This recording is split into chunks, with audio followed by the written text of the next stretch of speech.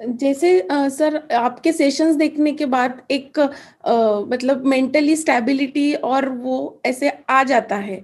पर कुछ चीजें ऐसी हो जाती है, या किसी से बात करके फोन पे या मिल के या कुछ भी, थोड़ा सुन के या कुछ भी, कि वो स्टेट जो आती है वो मतलब शैटर्ड हो जाती है। जैसे हमने खुद से, like people think you are alone और समथिंग, बट मुझे नहीं एक्सप्लेन करना है कि एम आई अलोन और am I in solitude. That is my personal thing and I don't want to explain anyone. So पर ऐसी चीजें हो जाती है, तो आई वांट समथिंग कि कुछ भी हो जाए पर जो मेंटल एक स्टेबिलिटी है वो मेंटेन रहे। सो इसके लिए क्या करना चाहिए?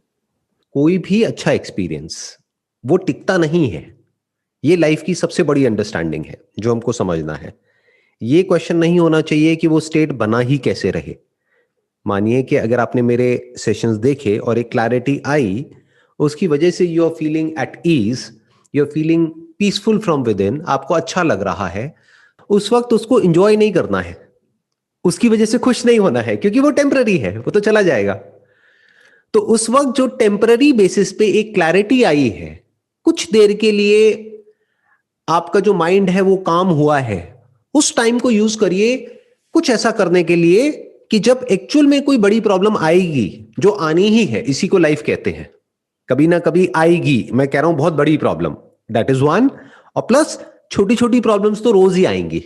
जैसे अपने किसी रिलेटिव से आपने बात कर ली, अभी आप यूएस में हैं, तो अपने इंडिया में किसी रिलेटिव से बात करी, उन्होंने कुछ बोल दिया, कर दिया, इन लॉज में से किसी ने कुछ कह दिया, वो बात दिमाग में घूम रही है, कर रही है, यही सब चीजें होती हैं, छोटी छोटी छोटी छोटी। तो जिस वक्त मेरा सेशन देखा, उस वक्त उसको रिलेट करिए अपने आप से। मतलब कि लिखिए कि एग्जैक्टली क्या क्या वो चीजें हैं जो मेरी वीकनेसेस हैं, और मैं उनको स्ट्रेंथ्स में कैसे कन्वर्ट कर सकती हूं। कि फॉर एग्जाम्पल कोई कुछ बोलता है और वो बुरा लगता है, तो क्या कुछ ऐसा हो सकता है कि पहले ही उनसे बात करने से पहले ही मैं अपने माइंड में प्रिपेयर हो जाऊं कि वो ऐसा कुछ बोलने वाले हैं, और जैसे ही वो बोले और मैं अंदर से हंसने लग जाऊं। बाहर से नहीं हंस सकते, नहीं तो वो कहेंगे क्या पागल हो, क्या हंस क्यों रहे हो।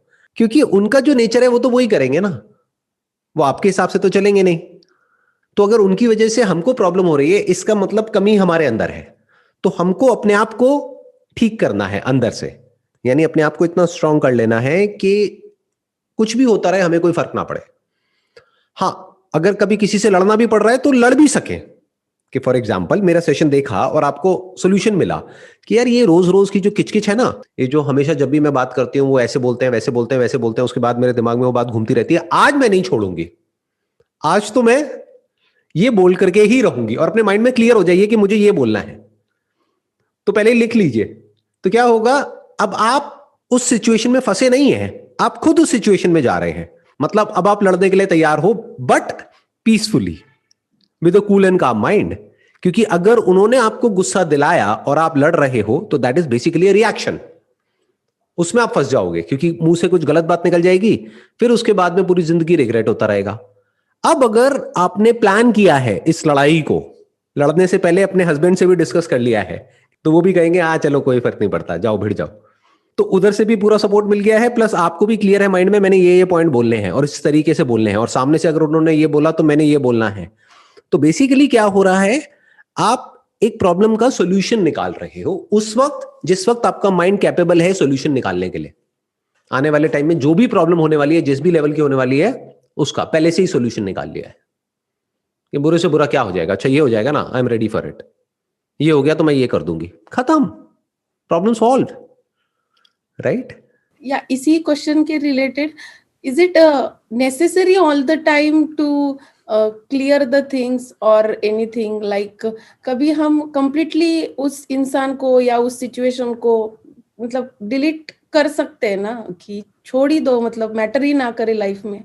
बेसिकली लाइफ में हमारे पास इन्फिनिट पॉसिबिलिटीज होती हैं at any given point in time.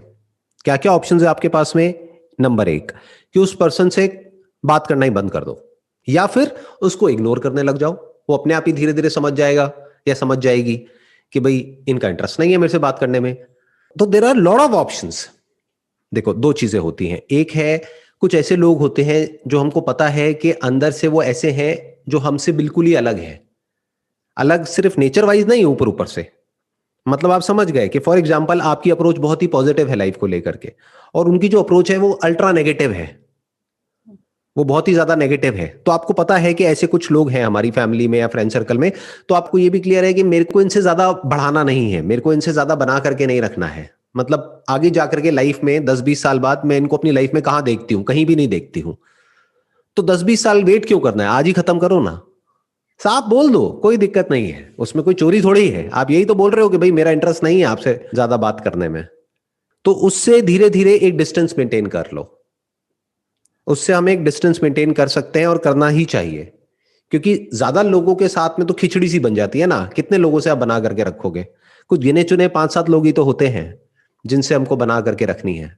अच्छा, अब आती है दूसरी पॉसिबिलिटी कि ये पर्सन वो है जिसकी जगह बहुत इंपॉर्टेंट है आपकी लाइफ में, सिर्फ आज ही नहीं, आने वाले 10 साल बाद भी, 20 साल बाद भी। मान लो आपके पेरेंट्स हैं, मान लो भाई है, बहन है, या हस्बैंड है, बच्चे हैं राइट। अब बच्चों से तो जिंदगी भर का रिलेशन है ना, वहां पे तो डिस्टेंस मेंटेन नहीं कर सकते। हस्बैंड से कैसे डिस्टेंस मेंटेन करोगे, राइट। तो वहां पे क्या करना है, वहां पे जो भी प्रॉब्लम है उस प्रॉब्लम को सॉल्व करना है। कैसे सॉल्व होगा, बात करने से। अब इसको मैं जोड़ देता हूं आपके पहले वाले क्वेश्चन से। आपने मेरे सेशंस देखे, उस वक्त आपका माइंड पीसफुल है, तो सेशन देखो फटाफट से, जो भी आपको सेशन सबसे ज्यादा पसंद है उसको देखो, और उसी वक्त उस पर्सन के साथ में बैठ करके अपनी प्रॉब्लम को सॉल्व कर लो, क्योंकि उस वक्त आपका माइंड कूल एंड काम है। सर जैसे I can't be like so much politically correct, like अभी आजू बाजू में सब लोग most of the time people behaving like, हमें पता भी चलता है कि दे आर फेकिंग, और मतलब पसंद भी ना आए तो वो पॉलिटिकली करेक्ट रह के ही सब सब चीजें चलती है। तो my nature is like that, मैंने इस पे बहुत वर्क किया है, पर मैं बहुत फ्रेंडली या वो बहुत एक्स्ट्रा केयरिंग और वो ऐसा नहीं दिखा सकती हूँ।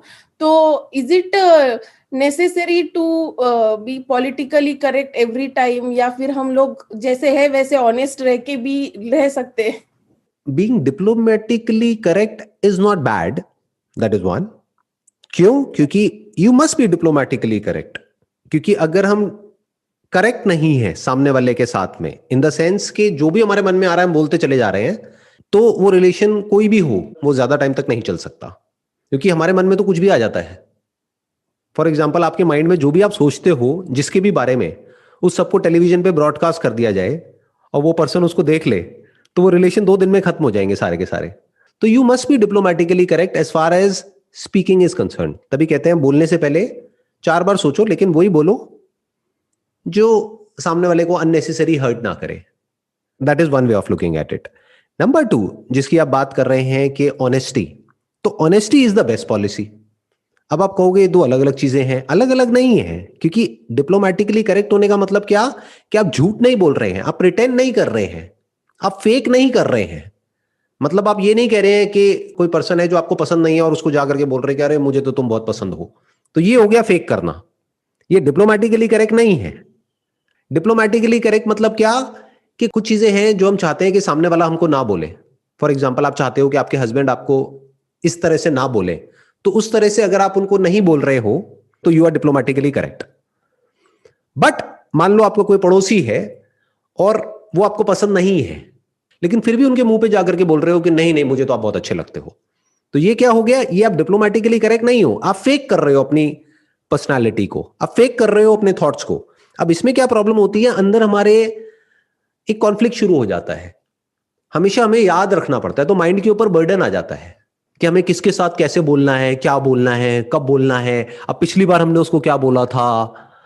फिर एक के बाद एक ना एक लूप बन जाता है, मतलब एक के बाद एक झूठ आपस में जुड़ते चले जाते हैं और वो सारे झूठ हमको याद रखने पड़ते हैं, और फिर वो एक तरह का बोझा होता है जो अपने सर पे उठा करके हमको घूमना होता है पूरी जिंदगी के लिए।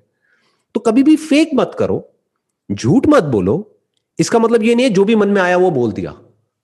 जैसे अगर आपके मन में आ रहा है मेरे बारे में कुछ ऐसा उल्टा, मानो कि कितना घटिया आदमी है वॉट एवर, तो बोलना नहीं है ना बोल दोगे तो अच्छा नहीं लगेगा ना मेरे को भी, और जो लोग देख रहे हैं उनको भी। आ रहा है ऐसा कुछ, आ रहा है आपके मन में? नहीं, बिल्कुल नहीं सर। नहीं आ रहा जस्ट किडिंग जैसे अगर आपके मन में कभी किसी के लिए कुछ गलत आ भी रहा है तो जरूरी नहीं है कि हम उसको बोलें, एक डिस्टेंस मेंटेन कर लेंगे, जरूरत से ज्यादा उसको प्रिटेंड नहीं कर रहे कि ये है वो है व्हाटएवर, है ना। So all I am saying is be diplomatically correct, be honest, don't say whatever is there on your mind just because कि मेरे तो मन में जो भी आता है मैं बोल देती हूं। ठीक है, आप बोल देते हो, बट क्या आप सुनने के लिए भी तैयार हो? अपने आप से ये भी क्वेश्चन पूछना है कि मेरे मन में तो जो भी आता है मैं बोल देती हूं, दैट्स ओके, गुस्से में जो मर्जी आप बोल देते हो, बट क्या सामने वाला भी अगर इतना ही लेवल पे जितने लेवल पे आप बोल रहे हो, क्या आप भी सुनने के लिए तैयार हो? नहीं, मैं सुनने के लिए तैयार नहीं हूं लेकिन बोलने के लिए तैयार हूं, तो गड़बड़ हो गई ना। तो डिप्लोमेटिकली करेक्ट होने का मतलब क्या कि जैसा बिहेवियर आप सामने वाले से एक्सपेक्ट करते हो उस सिचुएशन में वैसे ही बिहेव करो सामने वाले के साथ में, बस खत्म। जैसे फॉर एग्जाम्पल मेरी और मेरी वाइफ की कभी कभी लड़ाई होती है तो मैं उतना ही बोलता हूं जितना कि मैं सुन सकता हूं। अगर मुझे पता है कि इससे ज्यादा मैं सुन नहीं पाऊंगा तो मैं बोलता भी नहीं हूं, चुप हो जाता हूं। तो उससे क्या है कि एक बड़ा अच्छा एक ट्यूनिंग बन जाती है, मतलब एक बहुत अच्छी अंडरस्टैंडिंग बन जाती है। सच बोलना हर सिचुएशन में अच्छा नहीं होता है। जैसे आपने वो एग्जाम्पल भी सुना होगा कि भाई एक कसाई जा रहा था किसी को मारने के लिए, जानवर को, और किसी ने उससे पूछा, राइट, तो उसने झूठ बोला, तो वो अच्छा किया है बुरा किया? ऑब्वियसली अच्छा किया क्योंकि किसी की जान बचा ली। तो इस तरह से लाइफ को थोड़ा सा मैनेज करना होता है, तभी आप सोसाइटी में अच्छे से रह सकते हो सब लोगों के साथ में।